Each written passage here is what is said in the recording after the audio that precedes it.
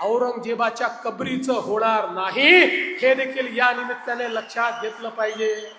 आज हे ठीक आहे, खरं म्हणजे त्या औरंग्याची कबर कशाला हवी, परंतु आपल्याला देखील कल्पना आहे की एएसआयने त्याला 50 वर्षापूर्वी संरक्षित म्हणून अशा प्रकारचं त्या ठिकाणी स्थळ म्हणून घोषित केलेलं आहे आणि म्हणून त्याचं संरक्षण देखील करायची जबाबदारी ही राज्य सरकारवर आणि केंद्र सरकारवर येऊन पडलेली आहे.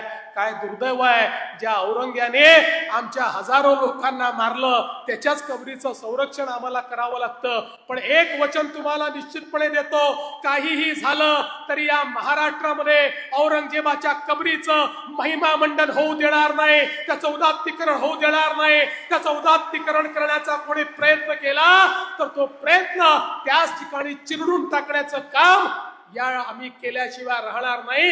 हे वचन छत्रपती शिवरायांच्या या मंदिराच्या समोर आपल्या सर्वांना मी देतो.